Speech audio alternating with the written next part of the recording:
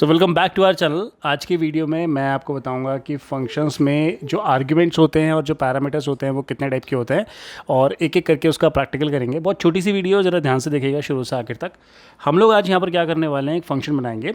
So function हमने बनाया है, सपोज़ एक शो नाम का फंक्शन बनाया और इस शो नाम के फंक्शन के अंदर मैं ए बी और सी यहाँ पर कॉमा आएगा, ए बी और सी मैंने यहाँ पर 3 पैरामीटर्स लिए हैं और पैरामीटर लेने के बाद मैं इन पैरामीटर्स की वैल्यू को प्रिंट करना चाहता हूँ। तो यहाँ पर ए प्रिंट होगा, यहाँ बी होगा और यहाँ पर सी होगा। ठीक है। अब अगर मैं इस फंक्शन को कॉल करता हूँ, सपोज़ मैंने यहाँ पर शो लिखा और मैंने यहाँ पर 10, 20 और 30 लिख दिया। ठीक है। तो देखिए अब होगा ये कि जो 10 वैल्यू है वो कहाँ जाएगी, वो जाएगी ए के पास, 20 कहाँ जाएगी, 20 जाएगी बी के पास और 30 कहाँ जाएगा, वो जाएगा सी के पास। ऐसा क्यों हो रहा है? क्योंकि जो ए बी सी है ये हमारी बाय पोजीशन वैल्यू एक्सेप्ट करते हैं, इसीलिए हम 10, 20 और 30 को क्या बोलेंगे, इनको बोलेंगे पोजीशनल आर्ग्यूमेंट्स। तो देखिए यहाँ पर क्या होता है, हमारे पास 2 चीज़ें होती हैं, एक होता है आर्ग्यूमेंट्स और एक होते हैं पैरामीटर्स। ठीक है। सो यहाँ पर हमारे पास जो ए बी सी लिखे हुए हैं इनको बोलेंगे हम लोग पैरामीटर्स, क्योंकि ये वो वेरिएबल्स हैं जहाँ पर वैल्यू रिसीव होगी। और यहाँ पर जो 10, 20, 30 है ये होंगे वो आर्ग्यूमेंट्स जो वैल्यू प्रोवाइड करेंगे। तो जो वैल्यू प्रोवाइडर होता है उसको आर्ग्यूमेंट बोलते हैं, जो वैल्यू रिसीवर होता है उसको हम लोग पैरामीटर्स बोलते हैं। राइट। अब देखिए क्या होगा अगर मैं प्रोग्राम को रन करूँगा। सो आंसर देखिए क्या आएगा। तो उस केस में हम प्रोग्राम को यहाँ से रन करते हैं, ओके करते हैं, लेट्स सी आंसर आया 10, 20, 30।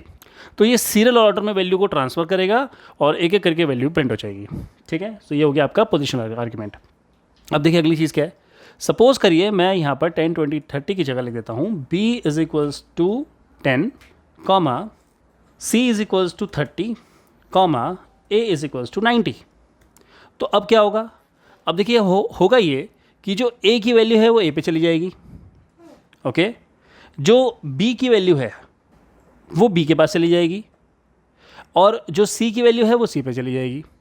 तो अब यहाँ पर पोजीशन मैटर नहीं करती है, अब यहाँ पर नाम मैटर करता है। ठीक है। नाम किसका?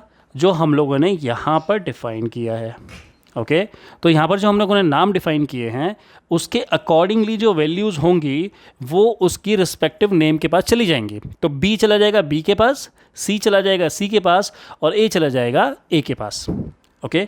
इनको बोलते हैं हम लोग कीवर्ड आर्ग्यूमेंट्स, क्योंकि यहाँ पर हम लोगों ने कीवर्ड्स लिखे हैं। कीवर्ड्स मतलब हमने जो नाम यूज़ किया है। ठीक है। अगर मैं प्रोग्राम को रन करता हूँ तो देखिए आंसर कितना आएगा। आंसर आएगा हमारा 90, क्योंकि ए की वैल्यू 90 है, 10 क्योंकि बी की वैल्यू 10 है और 30 क्योंकि सी की वैल्यू 30 है। ये हमारा दूसरे टाइप का आर्ग्यूमेंट होता है। अब देखिए नेक्स्ट जो चीज़ है वो है डिफ़ॉल्ट आर्ग्यूमेंट्स। अब डिफ़ॉल्ट आर्ग्यूमेंट्स देखिए क्या होते हैं। हम लोग क्या करते हैं, हम यहाँ पर शो लिखते हैं और हम लोग 10, 20, 30 लिखेंगे तो आंसर क्या आएगा। देखिए आंसर आएगा 10, 20, 30। इसमें कोई प्रॉब्लम नहीं है। लेकिन अगर मैं यहाँ से 30 रिमूव कर दूँ, मैंने केवल 10 और 20 डाला, तो अब देखिए क्या होगा।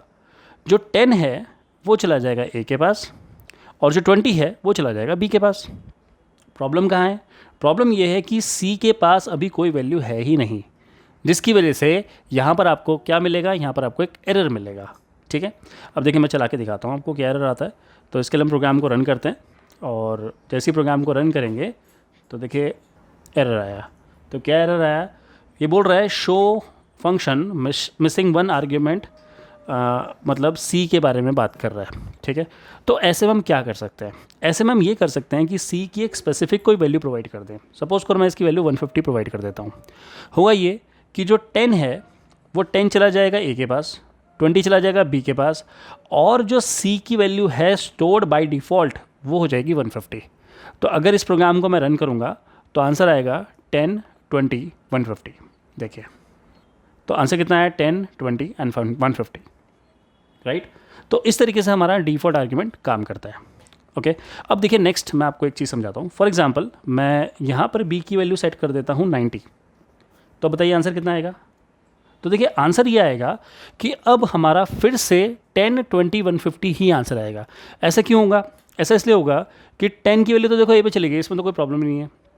अब बी के पास एक स्पेसिफिक वैल्यू थी, लेकिन हमने क्योंकि 20 एक नई वैल्यू प्रोवाइड करी है तो क्या करेगा, ये इस वैल्यू को ओवरराइट कर देगा और जो पुरानी वाली वैल्यू है वो हट जाएगी और नई वैल्यू जाके इसके अंदर स्टोर हो जाएगी।